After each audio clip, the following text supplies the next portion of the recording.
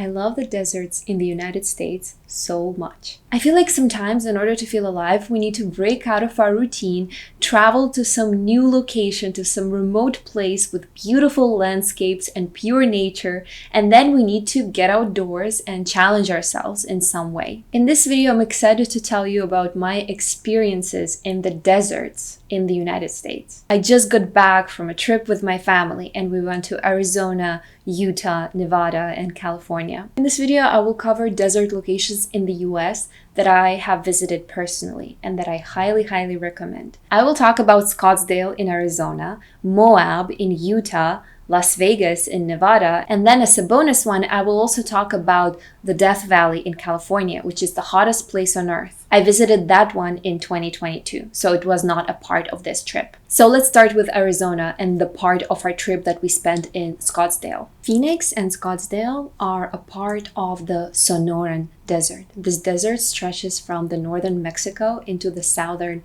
United States in California and Arizona. It is home to saguaro cactus, which is almost like the symbol of this area. And the Sonoran Desert was described extensively in this book by Carlos Castaneda, The Teachings of Don Juan. When I was reading this book, I was drawn to the idea of visiting the Sonoran Desert. Although this book is not necessarily just about the landscape, it is more about like psychedelic experiences and life philosophy. So if you decide to visit Scottsdale, what is there to do there? In our 3 days in Scottsdale, we went on 2 hikes. One of the most famous hikes in Phoenix is called the Piestewa Peak hike, and it is very steep, but it is very rewarding because the views from the top are absolutely spectacular. You can see the entire Phoenix area, and also this peak is located in the middle of the valley, so it has like a 360-degree view all around, but it is challenging, keep in mind. So we did the Piestewa Peak hike during the sunset hour. And then the following day, we did one during the sunrise. And that one is called the Gateway Loop Trail. And it is more in the North Scottsdale. And there were definitely fewer people on that one. Besides hiking, we went biking in the desert as well. We hired a guide who brought mountain bikes with him, and we went to this location called Pima Dynamite Trailhead. And it has a lot of different trails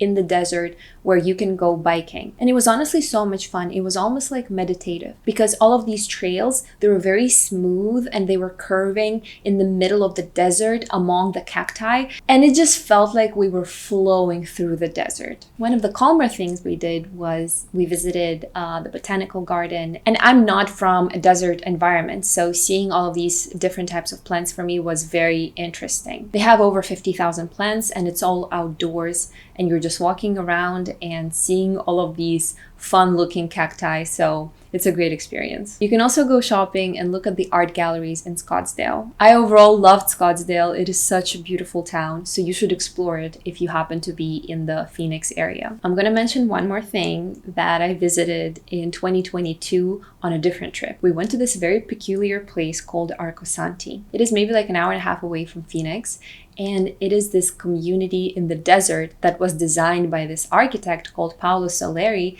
in the 70s. He decided to merge the idea of architecture and ecology, and he called it Arcology. And the community that he was designing was meant to be self-sustaining. It's like once you go there and you start living there, you never need to leave because you're growing your own produce and you're feeding the entire community, and there's no need to hold regular jobs. So you're like in this little self-sufficient world in the middle of the desert. To this day, there are some art makers and welders that live there, and they create ceramic or bronze wind bells and they sell them. That's what they do for livelihood. In my opinion, visiting that place was a very eerie experience because it almost like resembled some sort of cult. But I know people who had a very different opinion, so you should go there and see it for yourself. If I were to come back to Arizona, I would also visit Sedona. I've heard a lot of good things, but I've never been myself. And in terms of accommodation on this trip, we stayed at the Gurney's resort. The name of the resort is Sanctuary Camelback Mountain, and it was great. It was at the foot of the hill.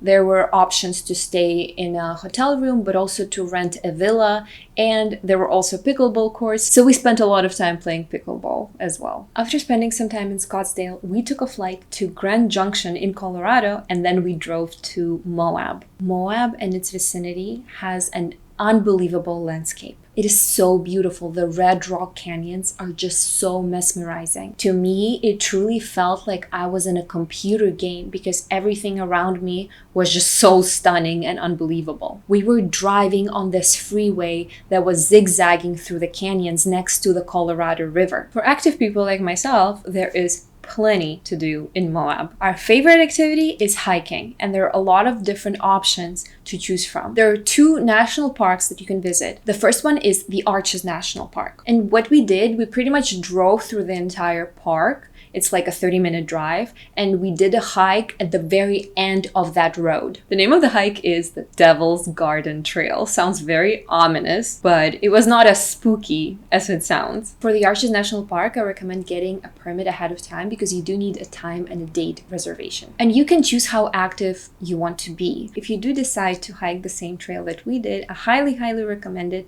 It was challenging. It took us close to 4 hours to complete it, but the landscape that we saw along the way was unforgettable. And also we spotted some deers in the canyons as well. For our second hike, we went to the Canyonlands National Park, which, to be honest, I loved even more. I just couldn't believe my eyes because the scale of these canyons was truly enormous. The park itself has 3 parts. The first one is called Island in the Sky. That's the one that we visited. The hike that we did in this park is called the Gooseberry Trail, and it is very challenging in my opinion. If you're afraid of heights, I do not recommend it. Pretty much the paved road in this part of the park goes on top of the plateau above the canyons. So as a part of this trail, we had to descend into the canyons, and there was a narrow trail literally on the side of a canyon wall, and it was dizzying. Like, looking down was truly dizzying. I couldn't even comprehend that we were going down this very narrow trail, and if you accidentally slip, you can literally go down this vertical wall. I experienced a true adrenaline rush while hiking on this trail. We ended up seeing a canyon within a canyon, and that was the turning point of the hike. Another active thing we did in Moab was biking. We went to the Poison Spider bike shop and we rented mountain bikes. And then we drove to this place called Moab Brands that has unpaved mountain biking trails. And me and my mom, we did one of the easiest trails. It was a loop, and even that one was challenging because our bikes had to go over rocks and sand and some unstable parts, and there was some uphill and downhill as well. You can do other active things in Moab as well, like horseback riding or rafting, but we personally did not try them out. One more thing that we did was play pickleball at our hotel with some epic views in the background. In terms of our accommodation, we stayed at a place that I personally do not recommend. It is called Sorrel River Ranch. It is located in a beautiful place. Like, the views are astonishing. But the hotel itself, I think the service could definitely be better for the price that we were paying for the rooms. At the end of my time in Moab, I watched this documentary about this race called Moab 240. It is an ultramarathon, and I'm gonna link it up here. And I think it's so fascinating. People run 240 miles through this unbelievable landscape. It is definitely extremely challenging. I can't even fathom how someone would run an ultramarathon like that, but it was still really cool to see upon visiting this place myself. One more thing I'm going to add, another really cool place in Utah to visit is Amangiri Resort. It is very luxurious, very high price. But if you do get a chance to go, it is absolutely incredible. It is on the border with Arizona. It also has absolutely beautiful landscapes, and in terms of accommodation, it's definitely one of the best you can find. Our next stop on this trip was Las Vegas. I have been to Vegas before many times, and it is truly a mix of nature and entertainment. So what did we do in Vegas this time? We hiked in the Red Rock Canyon, and the name of the hike was Ash Canyon and Craft Mountain Loop. I think this was one of the most challenging hikes because on the way down, you're going over these giant boulders and there's no apparent trail. So you just have to carve your own path, and there's a lot of like scrambling. We also visited the Sphere, which is apparently the largest spherical structure in the world, and it cost $2.3 billion to erect it. It also has the world's largest LED screen. And when we went there, we saw a screening of Postcard from Earth, which is a movie by Darren Aronofsky. That screen is so enormous and so high resolution that everything feels real. It feels three-dimensional. Another thing we did, we went to a Cirque du Soleil show, which is called O. It's just a single letter, and it is super cool. So if you're in Vegas, I highly recommend it. It has this very cool stage that fills up with water. So sometimes it becomes a pool, sometimes it just remains like a solid stage. One more adventurous thing that my brother did, he went to pilot a plane, and it was an aerobatic flight. This is a kind of flight when you're in a tiny plane and this plane is doing all of the tricks in the air, like barrel rolls, or some high G tricks where you're experiencing all of these effects of positive or negative gravity loads. Apparently, you can even lose consciousness if the gravity load becomes unbearable. I opted out of it for the time being, but maybe I'll try it in the future. So on this trip, our final destination was Los Angeles, but I feel like I filmed so many videos about Los Angeles already that I don't need to mention it again. I do want to talk about the Death Valley though. I am mesmerized by the Death Valley. I think this is one of the most magical and one of the most enigmatic places that you can find. Death Valley is the hottest place on Earth. It is also the lowest point in the Western Hemisphere. It also has the tallest peak, Mount Whitney, within the continental United States. And we went to the Death Valley in 2022, and I still remember this trip so vividly. We stayed in a hotel next to Furnace Creek when we were there, and we did a lot of hiking. The first day we went to Zabriskie Point, and from there we took a hiking trail. And we did it quite early in the morning, and it was early May, but my mom almost had a heat stroke. She was so nauseous and she just couldn't tolerate this dry desert heat. And within the Death Valley, when you go hiking, if you just stand still and listen, it truly sounds like pure silence. It truly feels dead, like there's no life, there are no sounds, no birds chirping, no trees, nothing. It's just eroded landscape, that's it. The Death Valley was actually covered by the ocean millions and millions of years ago. So people sometimes still find seashells in the sands of the Death Valley. It is also really cool to see the Badwater's salt plains and the Devil's Golf Course. So I personally haven't seen that much in the Death Valley. That's why I really want to go back.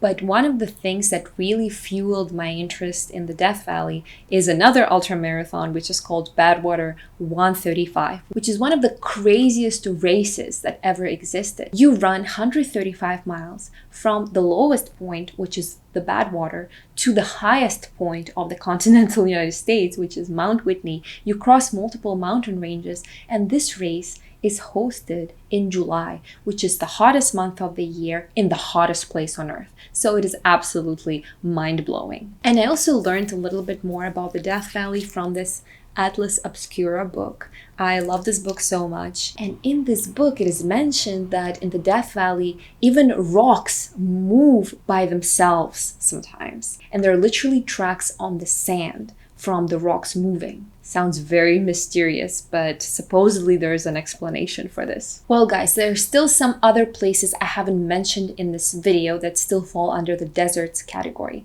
like Joshua Tree and Palm Springs, for example. But I still hope you enjoyed today's video. I hope you get to visit all these desert locations soon. I hope you find them as fascinating as I do. And please let me know if you need any other recommendations or if you have any other questions, and I will see you in my next video. Bye guys.